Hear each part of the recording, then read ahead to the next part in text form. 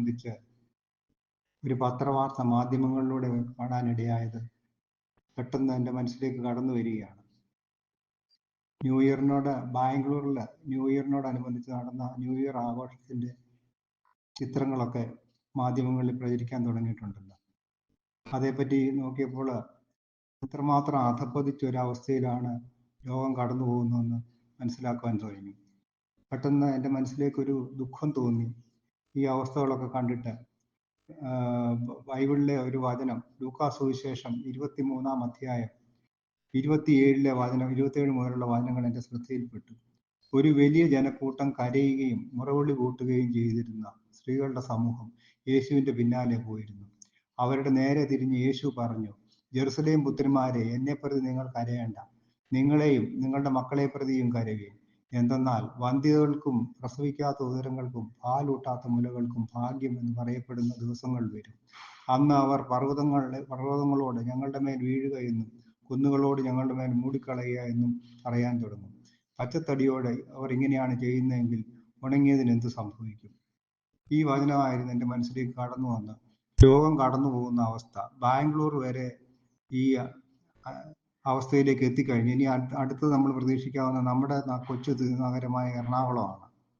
ഇത് മാതാപിതാക്കൾ ഇത് ശ്രദ്ധിക്കേണ്ടിയിരിക്കുന്നു. മക്കൾ എവിടെയാ പോകുന്നതെന്നും ആഘോഷത്തിന് എല്ലാവരും പങ്കെടുത്തോട്ടെ, ഈ ചെറുപ്രായമല്ലേ, ആഘോഷിക്കേണ്ട പ്രായമല്ലേ എന്ന് പറഞ്ഞുകൊണ്ട് മക്കളെ ശ്രദ്ധിക്കാതെ മാതാപിതാക്കൾ ഇങ്ങനത്തെ അവസരങ്ങളിലൊക്കെ കുട്ടികളെ പറഞ്ഞയക്കുന്നു. ഇതൊരു അഭിമാനപൂർവ്വമാണ് അവർ പറഞ്ഞയക്കുന്നത്. ചിന്തിക്കണം, ഇവരെവിടെയാ പോകുന്നതെന്നും ഏതവസ്ഥയിലൂടെയാണ് കടന്നു പോകുന്നതെന്നും ചിന്തിക്കേണ്ടിയിരിക്കുന്നു. മാതാപിതാക്കളാണ് അവർക്ക് വഴികാട്ടികളാണ്. ഇന്നത്തെ മാതാപിതാക്കൾക്ക് ജീവിതത്തിൽ തിരക്കായിരിക്കും അവർക്ക് പല കൂട്ടം കാര്യങ്ങളിലായിട്ട്. മക്കളെ ശ്രദ്ധിക്കാൻ സമയമില്ല അവർക്ക്. ഞാനപ്പോൾ ചിന്തിക്കുകയായിരുന്നു, ഒരു ചെറുപ്പത്തിൽ കുട്ടികൾക്കുള്ള ശുദ്ധതയുണ്ട്, അവർക്ക് ഇന്നസെൻസ് അവർക്കുണ്ട്.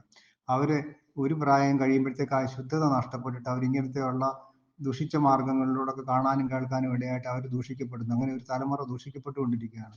മൊബൈൽ ഫോണിലും ഒക്കെ നമ്മളിപ്പോൾ കാണാറുണ്ട് മൊബൈൽ ഫോണിൻ്റെ അമിതമായ ഉപയോഗം.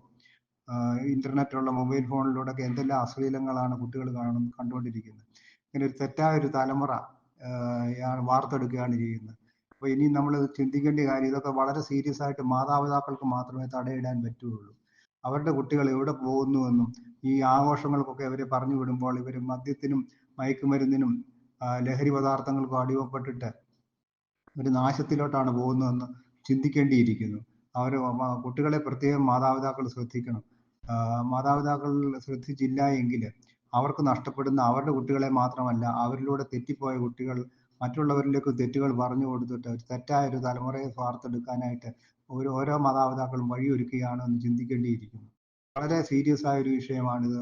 നമ്മൾ ഇത് കണ്ടിട്ട് ഇതെങ്ങനെ പോകുന്നു, ഇത് എന്തുമാത്രം ഫാസ്റ്റായിട്ടാണ് ഈ അവസ്ഥകൾ, അതായത് പാശ്ചാത്യ രാജ്യങ്ങളെ വെല്ലുന്ന രീതിയിലാണ് ഇപ്പോൾ ഇന്ത്യയിലും കേരളത്തിലെ പല പട്ടണങ്ങളിലും നടന്നുകൊണ്ടിരിക്കുന്നത്.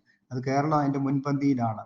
കോവളത്തൊക്കെ ആണെങ്കിൽ ന്യൂ ഇയർ ആഘോഷം വേണ്ടെന്നല്ല പറയണത്, പക്ഷേ ഈ ആഘോഷങ്ങളിലൊക്കെ പങ്കെടുക്കാൻ വരുന്നവർ മദ്യവും മയക്കുമരുന്നും ലഹരി മരുന്നുകളും ഒക്കെ ഉപയോഗിച്ചിട്ട് അങ്ങനെയുള്ളവരാണ് കടന്നു വരുന്നത്. അപ്പോൾ കുട്ടികൾ തന്നെ ഇതിനൊക്കെ കാരിയേഴ്സ് ആകാനും അതിനുള്ള അവസരങ്ങളാണ് ഈ മാതിരി ഒത്തുകൂടലുകൾ സഹായകമാകുന്നത്.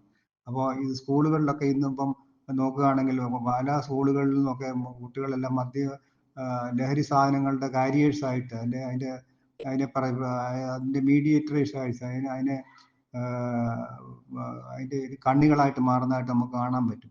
ഇതൊക്കെ വളരെ ശ്രദ്ധിക്കണം. അധ്യാപകരെ മാത്രം പറഞ്ഞിട്ട് കാര്യമില്ല, മാതാപിതാക്കളാണ് ആദ്യം ശ്രദ്ധിക്കേണ്ടത്.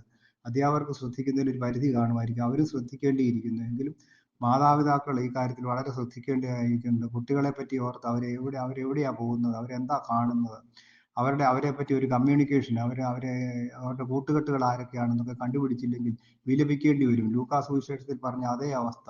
യെരൂശലേം പുത്രിമാരെ, നിങ്ങൾ എന്നെ ചൊല്ലി കരയേണ്ട, നിങ്ങളെ പ്രതിയും നിങ്ങളുടെ മക്കളെ ചൊല്ലി പ്രതിയും കരയുകയും എന്നത് നമ്മുടെ ജീവിതത്തിൽ തന്നെ പൂർത്തീകരിക്കപ്പെടാൻ സാധ്യതയുള്ളതിനാൽ ജാഗ്രതയോടെ മാതാപിതാക്കൾ കുട്ടികൾക്ക് വേണ്ടി പ്രാർത്ഥിക്കുകയും ചെയ്യണം. അവർ തെറ്റിൽ വീഴാതെയും അവരുടെ കൂട്ടുകാരാരൊക്കെയാണെന്ന് നിരീക്ഷിക്കാനും അവർക്ക് ദൈവിക സംരക്ഷണം കിട്ടിയെങ്കിൽ മാത്രമേ ഇനിയുള്ള കാലം ഈ ഒരു പുതിയ തലമുറയ്ക്ക് ഒരു വിടുതൽ കിട്ടുകയുള്ളൂ.